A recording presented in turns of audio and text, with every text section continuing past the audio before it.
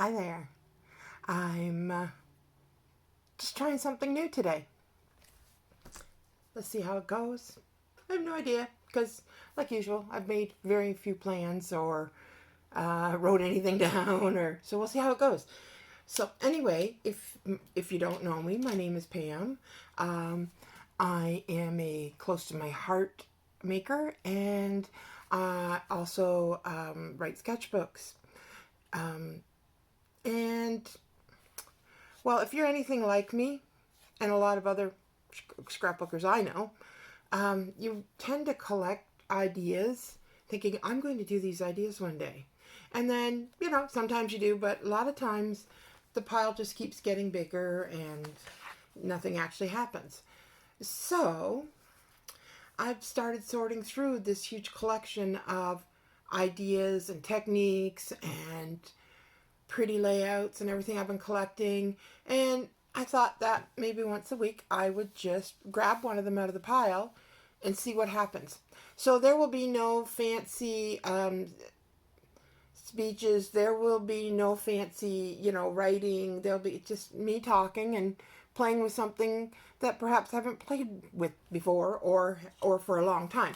And in this particular case, it's I haven't played with in a long time. Now, I started scrapbooking 22 years ago. I know that because my oldest grandson is 22. And back then, we had one little scrapbooking store.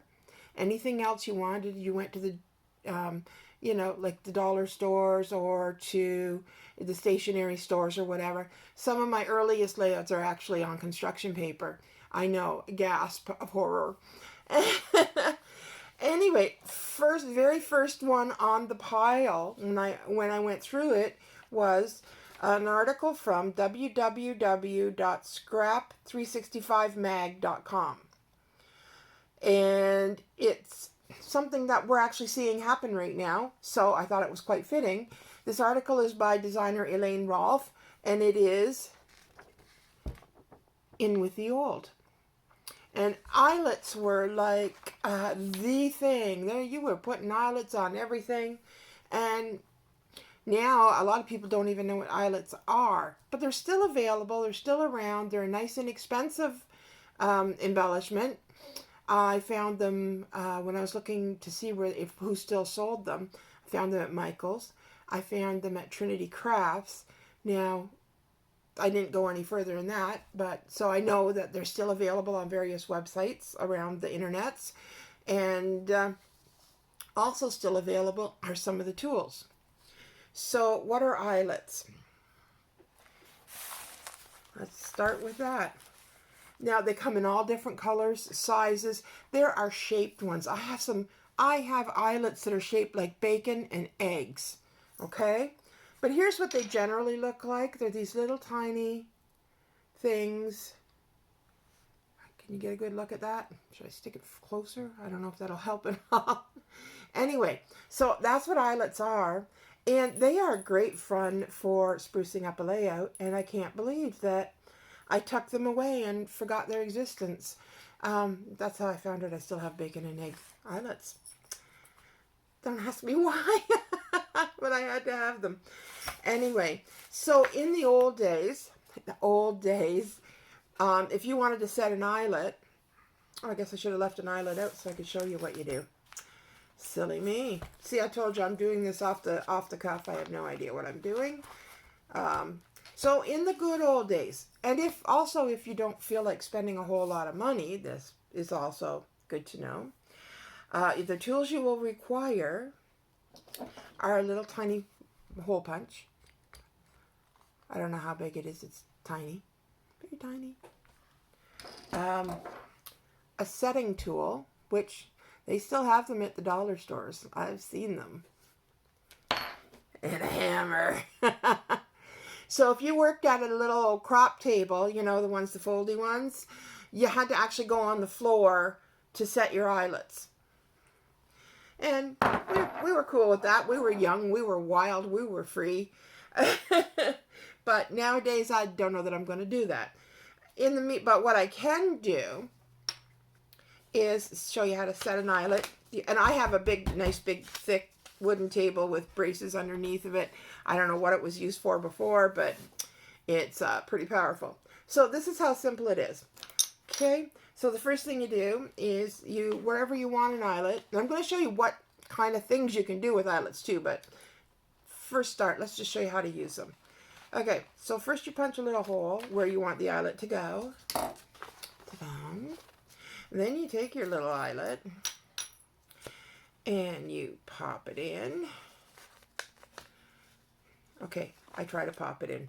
For people with old hands, put the eyelet on the pad and then put the hole over the eyelet, because there's something about hands and getting older that anyway, so here we go. So it was that simple. It's upside down now. It's on top of a little padded mat, kind of like a mouse pad but a little firmer. I've used self-healing pads as well, so you know, the little green things with the, yeah. Okay, this is it. What it does is it flattens the back side and makes it lock into the paper. And ta-da! So that's how simple it is. And on my big old wooden table, it doesn't make too horrible amount of noise. And it's cheap. You can get the hammer at the dollar store. You can get the eyelet setter at the dollar store. You can get these little punches. I think you can get them at the dollar store. If not, Michael's. Take your coupons. Anyway, so just to show you how old school I am, my favorite setter, and there have been many different ones over the years. There's been spring-loaded ones, whatever. I don't even know if they still exist. Yeah, I don't know if this one still exists. I saw them on Amazon, but then it showed out of stock. So I'm thinking it's more of like an eBay item or a yard sale item if you get it now. This is one of my personal favorite eyelet setters. So when I gave mine up, when I gave up eyelets. So when my sister was cleaning out her stuff, by that time I thought, maybe I made a mistake. So I grabbed hers, and a lot of people did not like this system because they felt like you had to have tons of power. You had to be like Thor or Superman to set the eyelets. And what happens is you actually squish the eyelets too much and they're gross. What really needs to happen is the exact opposite. It's just, a little bit of pressure. So here's how this one works. Just in case you have one and it's in the closet and you've forgotten you had it. So you put on a little hole punch. Okay, and you make your little hole in the paper, and all you do is just do a little twist.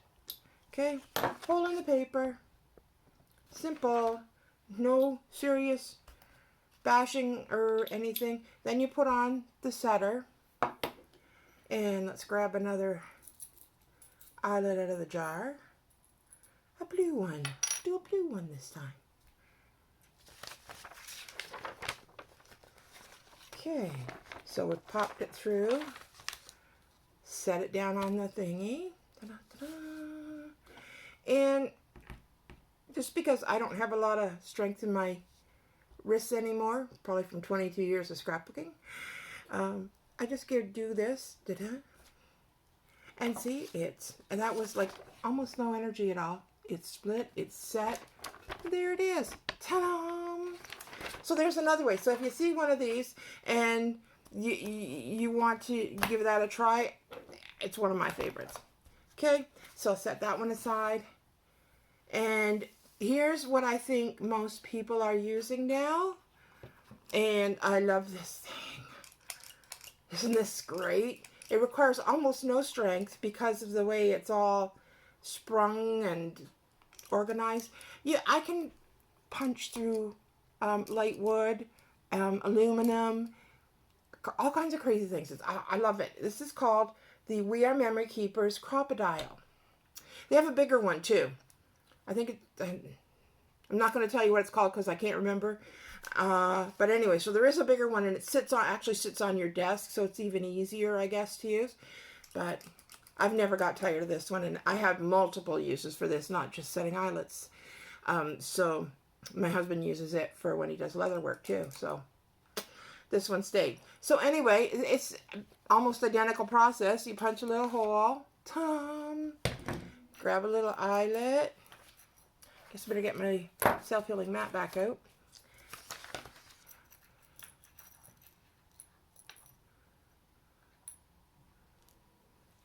Okay, and stick it down. Now, oh, this one I forgot for a second. Okay, this one, I don't want to stick it down like that. It's going to be backwards. Silly me. Okay, let's get it down the right side. In the top side, we're going to put it down. Now, in this case, we are not going to flip it, and we do not need a self-healing mat. Because, see these thingies up here? This is what smushes it. Okay? So you just set it in, the pin goes into it, and you give it a nice squish. Set. Perfectly, and that is the easiest way to do it. But if you're only going to do eyelets once in a blue moon, I don't know what they are now, but I remember paying like 30 or 40 bucks for this baby. Well, maybe 30. I don't know. Yeah, because that was a long time ago. Once again, I seem to be talking a lot about how old I'm getting. Probably because all my grandchildren are taller than me and driving and having lives. Okay, so I'm going to put this stuff all away.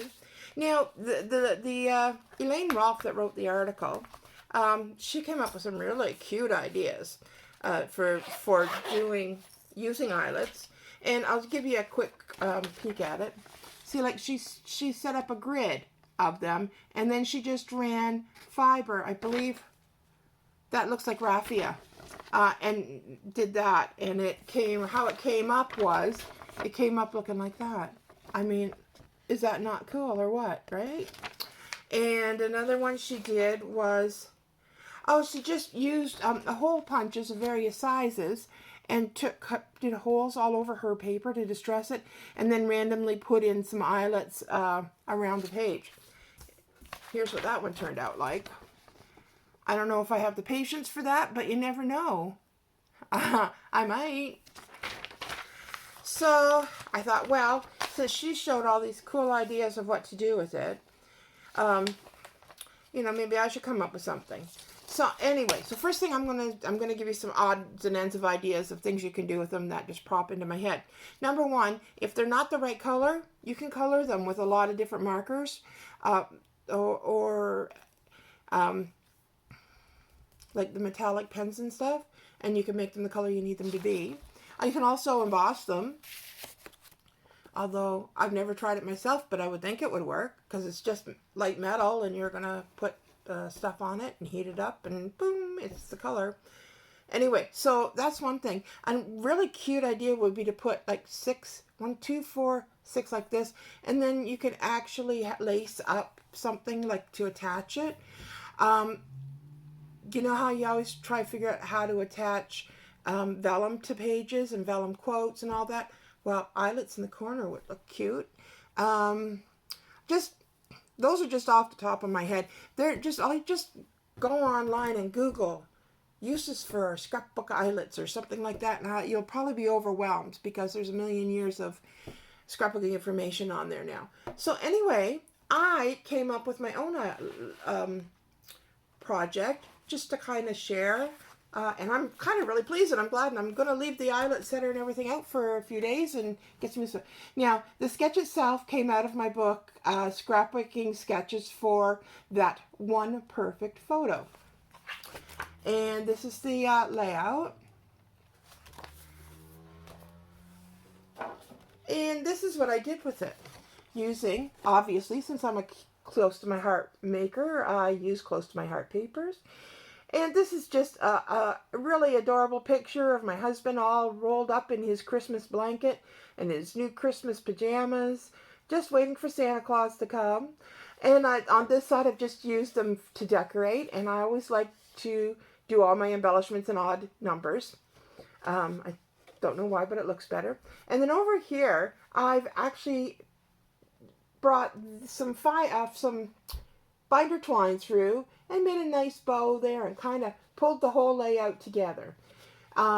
So anyway, there was my idea. So, and I should say, this is Jingle Joy paper. It's absolutely gorgeous. The whole collection is. I've done, I think this is my 9th or 10th layout out of the workshop kit that I got. So very enjoyable. Okay, so I'm going to post some links to these various things under the video. And if you do dig out your eyelets, I would love to see what you do with them. And if I do something else with the eyelets in the next little while, I will post too. So thank you for listening to me. Just over 15 minutes. That was kind of what I was aiming for. So I'm happy. I hope I haven't bored anybody. And have a good time scrapbooking. Bye.